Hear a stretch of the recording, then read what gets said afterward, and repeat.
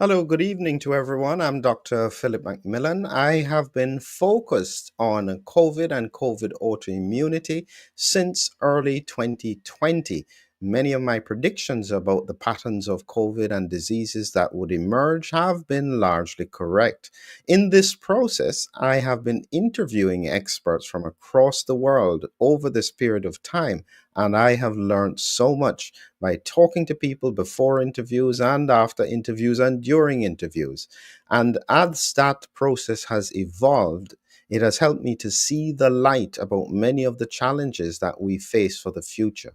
And so today I have with me two experts who have faced or who understand some of the issues around scientific censorship. And I've brought them with me here, and we're going to have an open discussion with regards to what we think is happening now, where we are, and what the future is. So without further ado, Amitav, do you mind giving us a quick introduction of yourself? Good evening, Phillips, and good evening to the audience. I am Professor Amitabh Banerjee. I have been an epidemiologist in the armed forces, and after that, I had a long academic career of almost 20 years as professor in community medicine and epidemiology. I retired last year, and I am continuing my academic at my own pace academic career as a professor emeritus of the same institution where I served as a professor, that is DY Patil Medical College, Pune. So that's about Wonderful. all. Go ahead. And I am also editor in chief of Medical Journal of DY Patil Vidyapith, which is an international journal indexed in Scopus and other indexing bodies. So I have still continuing as editor in chief for the past 12 years. So that gives me experience in field epidemiology, in academics, and in scientific journals also.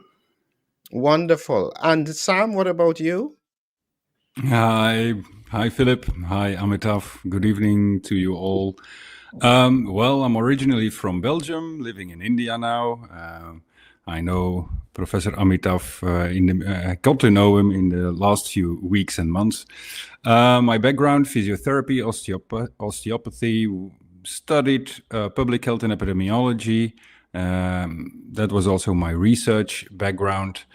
Wrote an open letter in August 2020, 3 months before the Great Barrington Declaration, in which I also proposed a focused protection and was back then a senior lecturer and head of research in health sciences at 2 university colleges, and was dismissed in February 21 at both my institutes after being put against state-appointed experts in a Brussels television live debate, in which I questioned primarily the fact that the vaccines wouldn't stop transmission. They claimed it would. I also had moral doubts on vaccinating children because we didn't have any decent data on these children. And I also stated why green passes, QR codes, or whatever it's called in every country, wouldn't work. But that was the end of my career. So I got dismissed, censored, and more or less ridiculized in the media for weeks, months even. Yeah. Wonderful. Thank you, Sam. Thank you, Amitav. Before we get into the discussion, Amitav, what I wanted you to do is just give us a quick update, since you're right on the ground and it's occurring in your region, about what is happening with Guillain-Barré syndrome in that Pune region of India, just in case this becomes an important trend for us to follow. Yeah, Philip, this is something of a mystery. As we know, it's a very rare condition. It's a 1 in 1 lakh. It's an autoimmune disease where the nerves are attacked due to antibodies cross reaction, either maybe triggered by some infection or some other toxin. Mostly it is infection like in Pune, they are suspecting Campylobacter jejuni, which has been associated with Guillain-Barré. But what is What is mysterious is that there are suddenly large number of cases. Even if it is Campylobacter jejuni, it's not a new pathogen. It is there since ages, and water contamination has been known. Outbreaks have been occurring in our country as it occurs everywhere. But there is no such clustering of Guillain-Barré syndrome in a small time. I mean, temporal clustering, the time distribution, and so it's something appears to be some common source contamination. And another thing we have to keep in mind is Pune is a very had a very heavy onslaught of arboviral viral infections, mosquito-borne Aedes mosquito, that is dengue, chikungunya, and Zika. All three infections were. We had a very high incidence last year, last few months, about 5 months back. And the Zika virus is known to cause Guillain-Barré syndrome subsequently. Of course, the peak was almost 5 months back, but we know that Zika virus can linger on as a subclinical infection. So we have to keep that in mind. Then we have to keep in mind, because most of the cases are coming from Pimpri-Chinchwad and some clustering, some villages. They are on the outskirts of Pune, and these are industrial areas and agricultural areas. So many parts of the country has shown some water, deep water, groundwater contamination with arsenic. So this chemical poisons also can give rise to Guillain-Barré like syndrome, and diarrhea and gastroenteritis also arsenic can cause. I mean, these are remote possibilities we have to keep in mind because of the clustering. So I think they have taken samples for chemical examination. Let us see what are the results. And they are from some other parts of the country. In the northeast, there have been one case, two case. So those may be the normal occurrences. So, but we have to keep watch how it unfolds. So as on today, it is confined to Pune and some parts of Pune. So I mean, Wonderful, wonderful. Thank you. I'll be keeping an eye on that, as I said, because if this continues to spread, it may suggest something else. Now, I just wanted to ask Sam's thought on something as we shift through this. Can you, in a simple way, explain to the audience what the relevance is of publications in the scientific world? Why generally is it considered to be important? That's a very good question, with a very complex answer. There are many layers in it, but in essence, researchers that they need funding, and the only way to get funding is to see to it that you have sufficient publications. This costs money, but also throughout your career, and certainly in the West, you have these tenure track positions. So this means that you have, if you want to keep growing on the scale and becoming a full professor in the end, then it is needed to have a certain amount of publications. So there is a bit of pressure on researchers, and researchers quite often also feel pressurized within their own field, their own domain of research, because you want to be the first to discover something, or you want to be the first to show a novel result. So there are many angles to this that create a pressure on the researchers to keep publishing. It's either perish or publish. And certainly in the West, where there's a huge amount of competition. And this may lead, and we've seen this throughout the last 3-4 decades, that it every now and then it pops up in the scientific world that some kind of author, researcher, has to retract a lot of papers because they suddenly realize that a lot of what he has published didn't make sense, had methodological flaws, statistical data that don't match up. So every now and then we see this happening. It's nothing new, but what we've seen throughout the pandemic was a bit of an other kind of censorship that was put forward by the publishers because they wanted to keep a narrative going. But for most researchers, it really is a way to survive and to keep thriving within in that academic system. And there is one angle that I want to touch upon, that is that a lot of these fundings nowadays come from pharma industry or authorities that dare to steer the conclusions even of research. And we know that about 30 to 40% of the authors don't even mention their conflict of interests when publishing a paper. So there are a lot of angles to the story and a lot of potential biases that create an uncertainty within science, to say the Yeah. least. Excellent. And so now, Amitav, I'm interested because you are also on the other side in the sense that you are an editor of a paper or publication. Now, what I need you to clarify is what is the difference between the paid and the unpaid kind of publications, and how does that industry work generally? That is a good question because of late there are a lot of open access which was not there earlier. I will just briefly explain. Earlier, it was most of the journals were had to be purchased, and the reader had to pay, or the institution libraries used to purchase them, or individual contributors. Whoever wants to read the journal has to pay, and that was how the journal sustained itself financially. Then, of course, when the online journals came, then also that same model. If you want to read an article, even now, those are the closed access where the reader has to pay something to access the full article.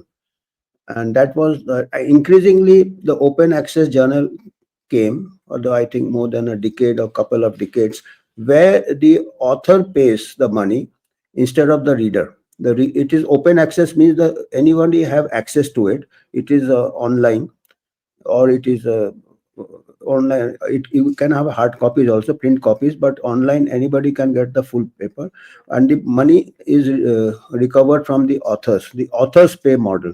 So that is called open access, and that open access has also got uh, two varieties. One is the open access, that is the green open access, where the author pays, and the platinum open access is where some institution pays, like all institutional journal, medical journal of DY Patil Vidyapeeth. Neither the author pays, neither reader pays.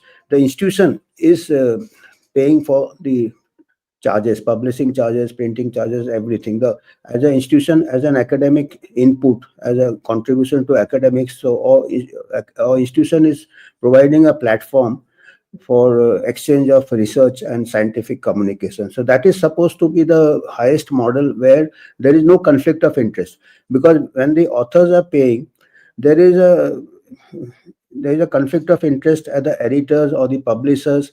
The more articles they accept, they get the more the revenue. So once the author pays heavily, some of the open access journals charge very heavily. Once the author pays heavily, there is a conflict of interest to accept that paper, even of mediocre quality. So that is one thing. So these are the ways where the publication, there is a concern that the open access had led to many predatory journals also, that they are just publishing anything for money. And so that compromised the quality of publishing. But now the indexing bodies, there are standard indexing bodies like Web of Science, PubMed, and Scopus. These are the standard ones.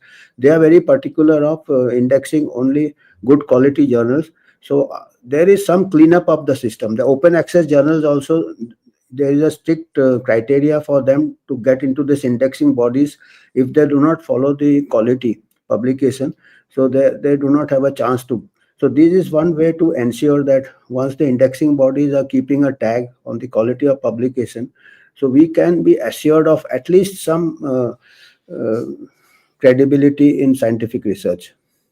Now, this is very important to maintain the credibility and to maintain the standards of research and so on, and all very good. However, it then leads to potentially an inherent bias where authors or scientists will only focus on science that they think is going to be published. How does that feel from the scientific end? Any idea about that, Sam? No, I think indeed that's true. It's easier to put a publication forward on a subject that is currently a hype, or where you already have a lot of publications, so it's on a certain topic, then it's easier just to follow that lead and reproduce more or less the same outcomes. Inherently, that is a huge issue, because what Professor Banerjee just mentioned is important, that we have some kind of at least quality check on the papers published. And I hear now that Scopus, PubMed, Medline have some kind of algorithm to at least have the decent publications on top of the list. But I also know, on the contrary, that a lot of researchers use Google Scholar. And the thing is, what I've noticed by testing Google Scholar, that if you search for a certain subject, you will always find the first 10 pages are all the articles that are either sponsored by pharma industry or come to the same conclusion. And you have to go to pages 30 and 40 to find contradicting views that might have better methodological basis and sound data than the ones on the first 10 pages, but they're not shown. And what you get is a reproduction of set beliefs, because if I'm a novel researcher, what will I do? I need papers to substantiate what I'm writing. If I use Google Scholar, for instance, and I get the first 10 articles and they all come to the same conclusion, then I assume as a novel researcher that this is the case, and I'll use that to build my article. So there is not only an inherent bias, there is a manipulation of reality going on. And I think a lot of novel researchers should be aware of this, because it's a trap. It's a real trap. And you also see, if you go to Medline, PubMed, Scopus, or other databases, and you search for, you use the same Boolean phrases or the same search terms. And as you use in Google, you get completely different results. And so it's not easy nowadays to falsify or the data or research as such. Certainly not if you're a young researcher and you don't have a lot of experience. It's a system that keeps itself going by recreating the same narrative all over again, which eventually leads to, there was a very good study done in 2016, and it was a Cochrane review. And the Cochrane review looked at the efficiency of vaccinating healthcare professionals for influenza, and to check if this was a good way to protect the patients in clinics, hospitals, etc., etc. So vaccinating healthcare professionals, and the outcome was, do we have less transmissions within the hospital, certainly towards patients, etc. The conclusion was that there were 1,589 articles published on the efficiency of vaccinating healthcare workers that all came to the conclusion that it was a superb method and great results.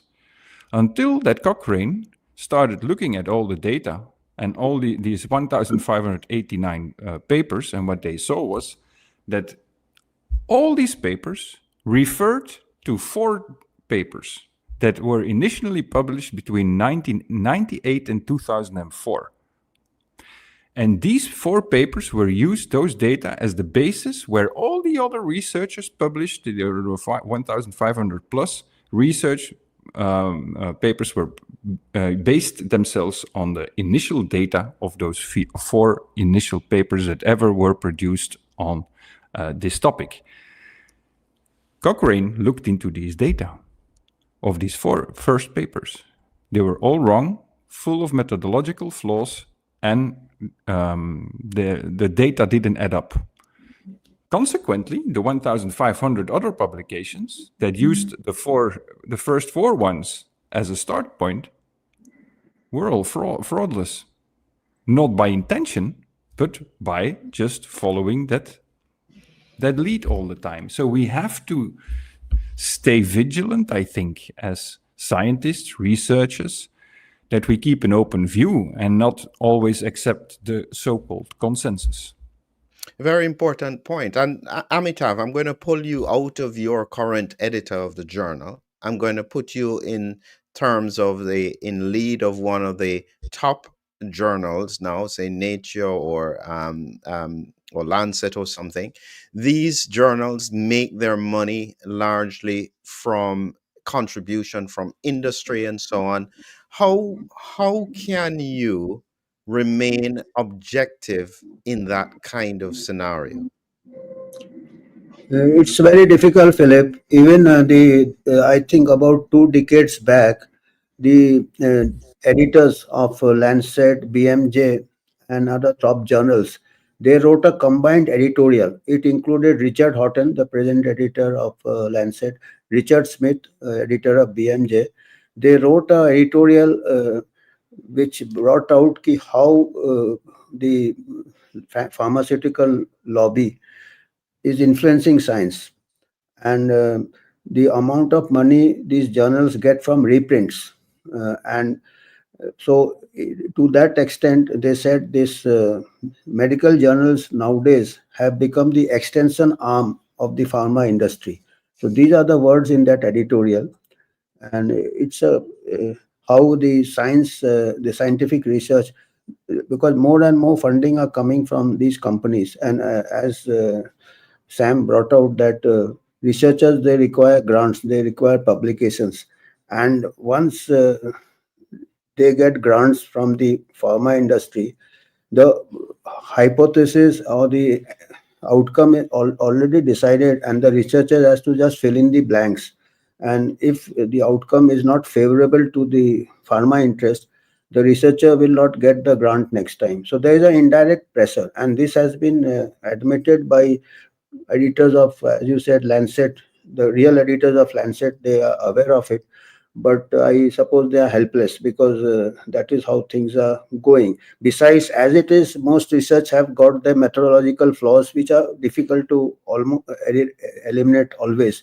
As even John Ioannidis had also brought out earlier, that most of the 50% of the scientific papers may not be reliable, not because of any deliberate dishonesty, but because of the uncertainties in the medical field, incomplete data, other biases, sampling biases, then human variations.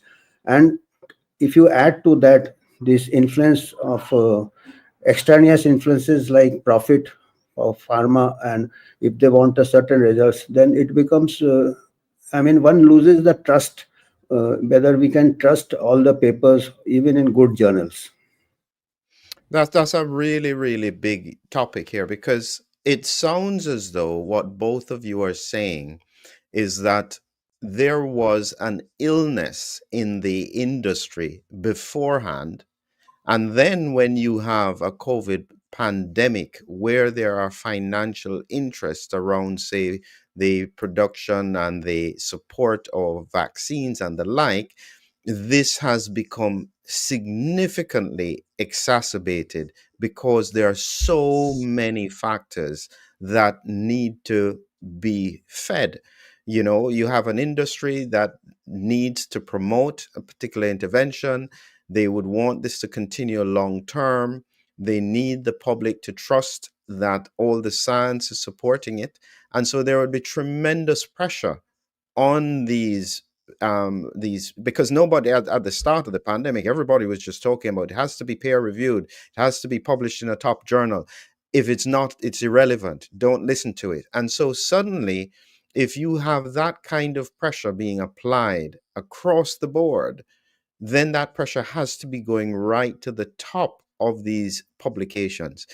It's Sam, based on what you have seen in the COVID pandemic, what are your thoughts about where things were before, and did it get worse with the pandemic? Absolutely. Yeah. Became much worse. I think it became worse. That's one aspect, but it became also more visible. Visible for the general public that wasn't aware about how peer-reviewed science worked. It opened up a lot for the masses. They got a bit of an understanding how science is created or how it works. However, we see, and I've noticed it myself as well. Did research with two colleagues I did a cost-benefit analysis on the mental health status of the Belgian population based on the 72 first days of the first lockdown during COVID. And we wanted to calculate how much it would cost the government to remediate the mental health issues within the population. We couldn't get it published because it touched upon a topic that every editor refused. It was like, yeah, but we cannot bring this, and people would start panicking. And so this was obvious. Colleagues of mine at the Radboud University in Nijmegen in 21 published a very decent, very well methodologically sound, good data a publication on, I think, the first publication on the potential side effects of a Pfizer vaccine, mRNA-based, on the adaptive and innate immune system. I was flabbergasted when I saw the data. I was flabbergasted when I saw the results. Well, they tried hundreds and hundreds of journals. Nobody wanted to publish it. They all got some kind of a strange explanation why they didn't want to publish it. So it became apparent during the pandemic that what already was growing through the scientific field became exacerbated. It became it went out of control, and we have seen the same thing in Nature. And there was a paper published in Nature about 2-3 years ago on the origins of the virus, COVID-19, SARS-CoV-2. And it was clearly stated, and it was in Nature, so clearly stated that there was little to no possibility that it was a lab leak. It was a zoonotic transfer. What happened yesterday, finally, what was already brewing in the background, that the CIA report in the US claimed that most potentially, they're most sure of the fact that it is a lab leak and not a zoonotic transfer. What happened yesterday, finally Trump's press secretary stated literally that the CIA report is basically very clear that it's not a zoonotic transfer. But the Nature paper is still there, has been attacked by a lot of peers of ours that said doesn't make sense. You are not addressing all the potential variables. So you see the bias within the journals, you see the bias within researchers or state-appointed experts, depending on the job they have and they want to safeguard. So it's a huge issue, and I think my personal opinion or my personal vision on this is that the only way to address this issue is to reform the funding of journals totally. That's an important point. Amitav, one of the things that did concern me was a paper that had been published. I can't remember which journal it was published in India. It was an Indian authors. And they did a piece of research that is flabbergasting to me that hasn't actually been done in great detail. And the question is a very simple one, which is for frontline workers who faced the virus and so up until the middle of 2021 had survived or working with patients who would therefore have had exposure and natural immunity. How did their outcomes compare between those who say were unvaccinated and those who then had a vaccine versus those who didn't have exposure because they were isolated and then vaccinated? A very, very important data. Now, what I remember seeing with this paper is that it showed that those who were initially infected and then vaccinated had worse outcomes than those who didn't. These are longer term all cause mortality. And then that paper had to be retracted because it was stated that the data was flawed. And so that paper can't be found now, and it's now disappeared. What are your thoughts? Do you know anything about that, and any thoughts from an editorial point of view as to how that Uh, kind of retraction works? Yeah, Philip, what you are saying is the paper you mentioned first was about the vaccinated healthcare workers and unvaccinated. That there was a paper like that, but that did not catch much attention because it was a case control study, I think, and it wasn't published in a very high journal with very great wide readership. So it didn't. I don't think that paper received much of a problem. But what I think you are getting mixed up, it was another paper which was a follow up. This was really a big study. They followed up more than 1,000 people who had taken the COVAX vaccine. They followed them up from.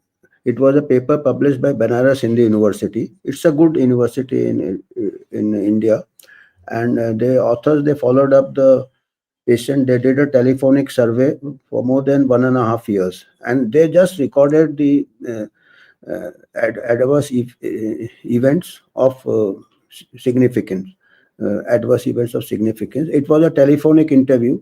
It was a narrative. It was a cohort. So that paper, the publisher, the vaccine manufacturer initiated legal proceedings against the authors and against the journal also. That journal was, I think, a drug safety journal. It had a fairly good impact factor, above 2. So it was a paper which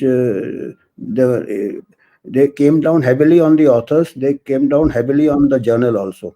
And the unfortunately, our Indian Council of Medical Research, which is supposed to be the highest research body in India, they also came down heavily on the authors and on the, yes. So this was unfortunate, and the paper was ultimately the journal came under pressure, and the paper got retracted from the journal, which is quite unusual. I mean, the as an editor, the retraction of paper is a long procedure. You have to really establish either fraud, either data fabrication or manipulation, then or plagiarism. They are otherwise if whatever the paper on the grounds they started pressurizing the journal and the authors, the grounds were quite flimsy because they said this study did not have a control group. So they had not claimed that it has a control group. It was a cohort study. They could have assembled a control group and compared the adverse events with any control group. Could have been any time. The researchers could have taken the study forward. Secondly, they say it was a telephonic interview. So anyway, that also could be confirmed subsequently. Those ICMR could have traced those participants and confirmed the findings. In fact, the study done by the pharma company, that manufacturer, and the ICMR itself also used in their trial, they also used telephonic interviews, and their sample size was much less. So these workers had done a fairly good study. I mean, it was not a perfect study. I mean, all studies have got their flaws, but it wasn't research misconduct. It wasn't data fabrication. It wasn't plagiarism. So there was no ground for a honest retraction. But they came under pressure. So this is unfortunate. This is deterrence to researchers not to take up controversial topics. In fact, controversial topics are the very topics where research is required. And if this type of deterrence is there, the struggling researchers will never attempt, and this is unfortunate. I mean, it will have a ripple effect. Yeah, this is the reality, and a lot of people don't realize that research oftentimes is not done, not because people don't have a question about it, but because one, they either can't get the funding for it, or even if they did the research, they can't get it published. And so, therefore, it would be fundamentally a waste of their time and valuable money, and reflect poorly on their career. So, we have this very strange situation now because, as I said, we need researchers to really analyze this pandemic, the outcomes. They have to be objective. There is no doubt that where we are now is not at all what anybody could have anticipated in 2021. And so, therefore, there has to be an objective analysis now to say, okay, we are seeing lots of unusual patterns of disease. Lots of people are unwell. There are multiple things going on. How much of this is potentially related to, as I say, the intervention or the elephant in the room?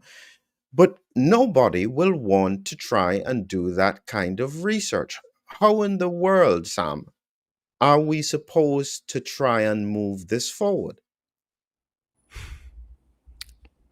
I don't have a clear answer to that. I'm afraid.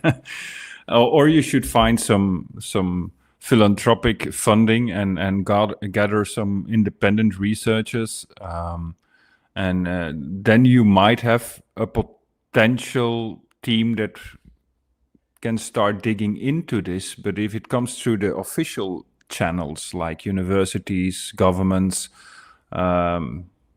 if the funding comes from institutes, government-steered institutes, European Commission, you name it, then no one will dare to touch that subject. So I think the only way forward, and in general, for concerning publications in science, is that we need to rethink the model. How science is being funded, how academia has been funded. Up until the 60s, it was governments primarily that funded research institutes, universities, etc., research centers. And that all changed during the 70s, 80s, a bit led by the US, that started by allowing industry to fund research. And that's where everything started going wrong, in my opinion. So the only way to retrieve the essence of science is to cut all these kinds of fundings. And a colleague and myself once did a financial analysis to check what it costs to publish papers. And we were flabbergasted as well by seeing the real life figures in front of us. You don't need much money, All these journals are currently incorporated in a few big publishers on earth, and they want to make huge amounts of money. But I can tell you that if our author contributes 50 euros per author on a paper, and you give the general public access to these papers by paying also 50 euros for a whole year to check all these papers that have been peer-reviewed and published on your website, then you still make a lot of money. So I think that's the essence. We need independent research more than ever, and certainly if we want to tackle topics that the classical publishers don't really like to see. If you challenge certain paradigms, set beliefs, it's very difficult to get your paper published. I remember last year, Joanna Moncrief with her research team had a huge amount of pressure and publishing a paper on serotonin, SSRI, the pills that we mostly give to patients with depression, the serotonin theory. Well, she did research on 20 years of publications, and the end conclusion is that the theory is even faulty. So we're addressing the serotonin problem, while serotonin is not even the cause of depression, the primary cause. It took her, I think, 1 year and a half, 2 years to find a publisher. Yeah.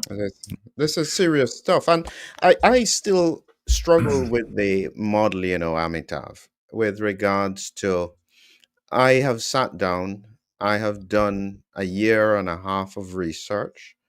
I then put together a paper, which is detailed, looking at the science, giving valuable information. then I have to pay a publisher to put it out. That publisher then puts it behind a paywall so that after all that work, only people who have paid for it can see it. And I get nothing for it. And the peer reviewers are often not paid either. What is that? If you took it out of the medical publication and just put it in general authorship, does that make any sense? Yeah, there are certain repositories like institutions can have the publications they can put up. Uh, I mean, the journals may not last as a best source of scientific information if this deterioration continues. And people are losing trust in it. And since there are serious conflicts of interest, so honest researchers may have to find ways to communicate their research in different ways by more transparency, access to the raw data, access to all parts of the research funding, and declaration of conflicts of interest, and without any profit motive. I think that can come, as Sam said, it doesn't take much money nowadays with the online media to disseminate your findings. So, and this peer review also gives you a false sense of, validity, because peer reviews are also biased. It depends on chance which peer reviewers you. As an editor, I have seen two peer reviewers may accept it, two may reject it, the same paper, and they may be just contradictory. So it depends on the your luck. It's more of a gamble on the way. And peer reviewers also they go with the consensus, most of the peer reviewers. So anything, if you are trying to push the envelope, if an author is trying to push the envelope, he or she may not find favor with the peer reviewer. So it also gives you a, as if this is the scientific journals, and and it's and this type of retraction. And if you remember, a paper from Lancet also had to be retracted, that hydroxychloroquine study, which was on turned out to be on false data, spurious data. The data was out. Most of the things are now outsourced. Big research, the data is outsourced, the analysis is outsourced, and all those are there are third parties who take care of your research, those funded by pharma and other things. And most academicians may be just ghost authors, or that type of thing, gift authors. So that type of things also has come into this science publication. So there are a lot of gray zones. Yeah, this is some serious stuff because, as I said, when you reflect now, after 4 years of using an intervention, and that for the general public, it's not blatantly obvious to them where all the benefits are, and they are scratching their heads saying, "Well, if this is so great, why does it not look like that? What am I missing?" I think I'd sometimes pull back and I think about it. It's kind of like, i- imagine seeing measles cases everywhere, and you are saying that the measles intervention is great. It just doesn't fit. And I think that this is the kind of disconnect that we're getting, where the public is really thinking these guys are living in a glass house. They can't observe. Is this completely damaging the fundamental views of science? Definitely, this is something which is very unfortunate. I mean, really unfortunate.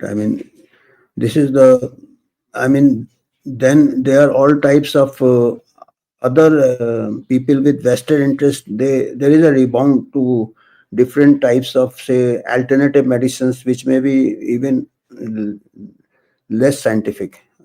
People on the rebound may go the other way, and it does cause harm, which are not been fully researched. And now research also is a question mark if there are so many conflicts of interest. And it starts with the academicians also, because they are under so much pressure to publish. and to get grants, that they may just take shortcuts and compromise. I mean, desperation, out of desperation, to just retain the career and tenure. So it's a nexus which has just willy-nilly everybody has got involved in this, and so Yeah.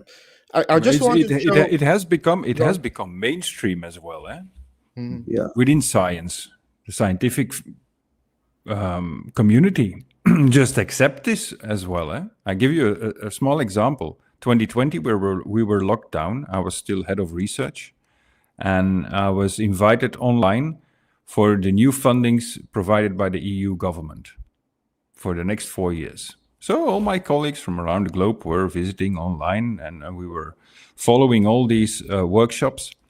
And it's no joke, but after every workshop on the provided funding through the EU government, every presenter ended with the same line. And that was, if you can provide us the outcomes that you expect in your filing of your grant, then we'll look into that. So basically what they were stating was, give us the answers that we need, write it already down in your grant, that this is what you expect to find, and then we will grant you the money. So I went to my director of research at my college and I said, what is this? So I might as well just write a conclusion and say, this is what you want to hear. Sit back and relax with my researchers for 4 or 5 years, get paid for doing nothing. And she looked at me and she said, I know. That's how it works nowadays. And I was like, this can't be true. So it's even accepted within the community that this is the way forward, that you already know that this organization or this authority or this funder wants or expects this outcome. So you're going to work towards that, just to have a job and to have an income. And so this is how far it has. It's a nexus where you can't fall any lower. This is we've hit rock bottom now, in my opinion. So the only way is up, and we have to rethink the whole model. And that's the only solution if we want to regain trust within the global community. We need to rethink the model that we are currently using, the scientific method. We have to restudy, and the way it's being funded. We have to have a totally different outlook on that as well, because if we don't scrap the way it's working today, science will not regain trust. I'm going to put something here that somebody has put up, and I'll ask any of you to take this on. So there's a question. What do you think about AI, artificial intelligence reviews?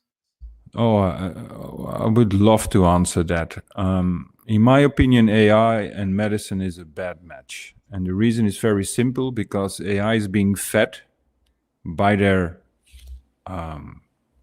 producers with the information that is available. So if they put in all the current data that support the set beliefs and narratives we hear every day, then the outcome of that AI will just reproduce that. So everything in biomedical sciences is based on the Gaussian curve. There is only one person in 100 that fits that average. But all these data from publications publish averages as outcomes. So that means that 99% of the people don't fit that average. You have that with high blood pressure, you have that with everything. You can say, okay, the high blood pressure starts from a systolic pressure of 13 or 130, depending on the country where you live. But that's arbitrary, because you have so many. You might have a family of people that all have 14 or 15 as a regular normal blood pressure, because that's their genetic predisposition. So if you put this data into an AI machine and you say 13 is the limit, then everyone will be squeezed towards that average, and no one will have an individualized treatment plan. So I don't believe in this. It won't work. Trust me freely. It will lead to a lot of massacres, AI and medicine. Certainly, we overestimate the capacities of AI. that we have today. Maybe it's possible in the future, but even then, all the social determinants of health and all the variables that play within disease, you can never put that in an AI system. The AI system doesn't know you as a person, doesn't know what you're going through at home, doesn't know where you work, that you work in a dusty environment, that you have problems at home with your children, that creates mental pressure. An AI system will never know that. So if you trust AI and medicine, in my opinion, then as a health professional, I'm afraid you're not doing the best you can for your patient. Any thoughts on it, Amitav? Is right. Sam is right. AI can be used for repetitive tasks, which are routine tasks. But the outliers, which requires your judgment, which requires the art of medicine, for that you require judgment of an experienced clinician or an experienced doctor. Unfortunately, I don't know where the doctors will get the experience for, because medical students also are just going distance learning, or they closed the medical schools during the pandemic. So and they are also doing distance learning. So I think we are killing the art of medicine, and we are fragmenting the science of medicine both ways, because AI treats the human body like a machine. We are not machines. Each one has got a lot of diversity, variations, racial, ethnic, and other things. So as Sam very rightly said, AI may be good for automobile industry, but not for medical industry, perhaps. So, when some people may be very upset that we're speaking about this because we are, in their minds, contributing to the lack of trust in the public arena. And as I show you here, this is a comment that somebody has just said: you can't trust 95% or more of doctors. Um, should we not speak about these things and try and fix these things internally? Is it right to open up the questions and reveal the dirty secrets, the dirty laundry in the public's eye? Is that counterproductive? It's a difficult one. I have fought with this dilemma for a long time, and I tend to speak out more now. Why? Because we may not forget that in many cases, like for instance statins, where Dr. Asim Malhotra is one of the big proponents to show the evidence that we already have for 20 years, that statins don't contribute in the primary prevention of cardiovascular risks. Should we communicate this or not? In my opinion, in the beginning, I was a bit wary, and I was like, maybe it's not a good idea because people will lose trust. But on the other hand, the side effects created by statins, I think people have the moral right to know that a lot of drugs we have today are either not beneficial, not as efficient as stated, and may produce side effects. And people have been unaware of this for a long time, and I think they need to know. They have a right to know. It's their body. It's a part of the informed consent. And we see the same with proton pump inhibitors for people at home. Those are the pills you swallow if you have a bit of a stomach upset. And then we know if you take these, there are a lot of studies showing, and that's the glass ceiling as well. If you have these decent studies, most of the time nobody reads them. But there are quite some studies, decent studies, that have found that if you take these proton pump inhibitors for a longer period than 3 months on a row, there is a huge association with the development of neurodegenerative diseases like Alzheimer's, Lewy body syndrome, etc., etc. So, shouldn't we tell this to the people? This has a huge impact on their potential healthy life years within their life expectancy. Very good point. And Amitav, what do you think of this here? Trust does not come from false perfection. How do you address that looking at the issues with trust and publications? Do we talk openly about the failures of science? Certainly, we should admit that there is always trial and error in science, and the failure should not be taken as a, I mean, as a set. I mean, failure should be taken as an opportunity to move forward and learn from it and move forward. And they are, I mean, given so many vested interest. I mean, so many profit motive, pharmaceutical. The journals also have entered into the profit game now. I mean, it's not only pharma, the academicians also career. I mean, the conflict of interest may not be always financial, it may be career promotion. That also. So given all this, I think we have to cut down on the rat race. Earlier it was individual rat race, now the institutions are also going for global rankings, and for that ranking they require large number of publications. So it has become a mean by itself, it is not, I mean, end by itself. Earlier publication was a means to inform the scientific community and the public at large of your findings which can benefit humanity. So now that aim goal of publication is lost, the research is lost, the research is for self profit, to advance one's career, and that is about all. And with that in mind, the research, if it is flawed, it doesn't benefit humanity. So we have to change the system of this accreditation or ranking of colleges, ranking, because I have been in academia, I know how this is a lot of pressure not only on individuals but on institutions also to rise up in global rankings, which are based on this sort of currency of publications.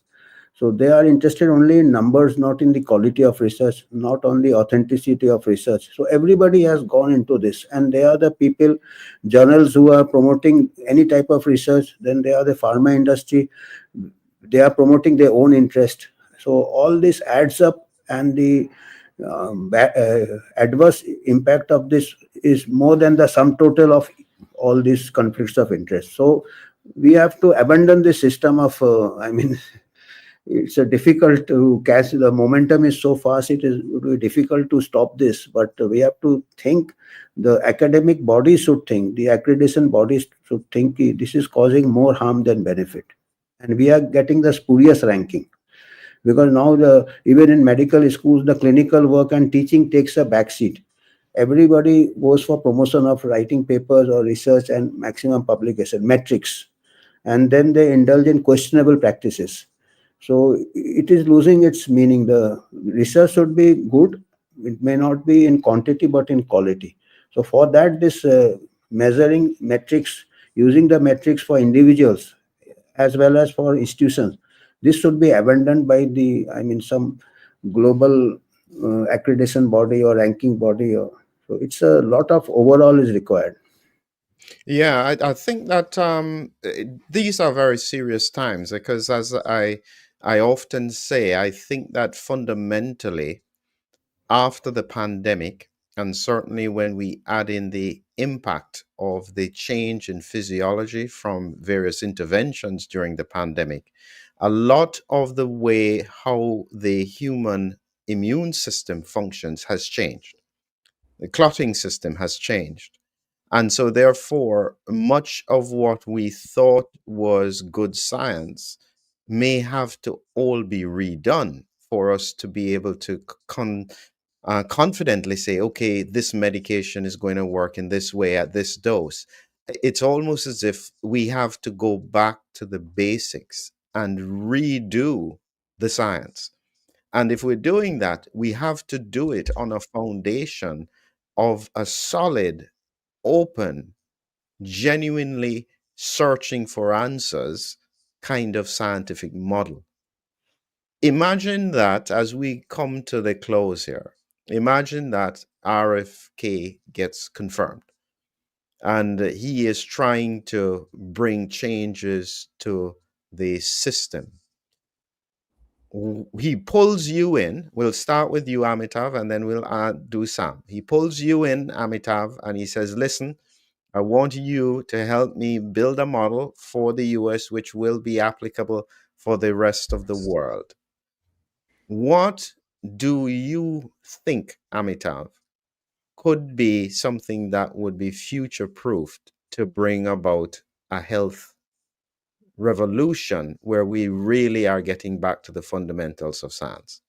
Very good question, because health, you mentioned the word health, and Robert Kennedy also mentions the word health. Actually, even the World Health Organization had forgotten the word health. They are mostly focusing on treatment and pharmaceuticals. And so I would really, I would advise him to do more research on healthy living, health promotion, and as his agenda also. And we know that this obesity is a major problem, and this ultra processed food habits, sedentary lifestyle. More research should be uh, funded for these things rather than finding the treatment. Treatment also we require research, but that should be really at the second priority. But how to maintain health? Because most I was reading recently, they, instead of tackling obesity by changing lifestyle, exercise and food habits, a new specialty has come in America which is known as obesity medicine, that by pharmacological interventions they will take care of obesity. So this is of course there may be some patients who may require, but it should not become the norm. Because if the research direction and the funding direction is only towards pharmaceuticals, the everything would be medicalized. The normal say health or lifestyle or diet, that will take a, people are becoming more and more passive. They think the pharmacological solutions for things which they can modify themselves to preserve the health and promote the health. So that I would advise that way. Wonderful. Thank you, Amitav. And Sam, what about you? He pulls you in, says, "What do we do?" Where would you tell him to go? I think that's indeed. Can only cite what Amitav has just stated. It's we need to shift from disease care to healthcare. And currently, we're not doing healthcare. We do disease care. We wait until people get in trouble, and then we start remediating the problem. And most of the times, not even the root cause. We're just treating the symptoms. So I think we should, instead of having 10% of the budget going to preventative medicine, I think it should switch totally from 90% preventative medicine, and wherein you have a close relationship with your physician, and that the physician really can start guiding you towards good health. But people have been made dependent by the pharma industry and think a pill will solve all the problems, and it's not true. And even if you take something for, let's say, obesity in this case, it will have side effects on the rest of your body because you're disturbing your natural symbiosis, your natural balance. Every time you take in a chemical, it will enhance, deplete, inhibit, or facilitate something. But this is a chain of events that follows that disturbs your natural pattern. So I agree with Amitav. 90% preventative medicine, 10% curative. And then it needs a total shift, a total overhaul. But I question if RFK will succeed in it, to be honest. You don't forget, you have the FDA, CDC, they're full of civil servants that have been following the narrative for 30 years, maybe. You have these influences and pressure of big pharma. You only have a legislature term of about 4 years, I think. So how, yeah, I hope for the best, and I'm quite sure he's the best person. He's the right man at the right place in the right time, I think. But he faces a huge challenge, and I'm not so sure it will be a walk in the park for him. So I just cross my fingers. Yeah. Wonderful. Really appreciate you guys coming on here. And I think this has been a lovely overview as to some of the challenges that exist. And I know the audience appreciated it. So thank you, everyone who's been with us across the various platforms. And we look forward to bringing you more information in the near future. So thank you, Sam. Thank you, Amital. I know it's Thank you. late for you there, but if you just hold on a few minutes until after the outro, I'd appreciate that. Thank you, everyone. Have a great evening. Bye bye.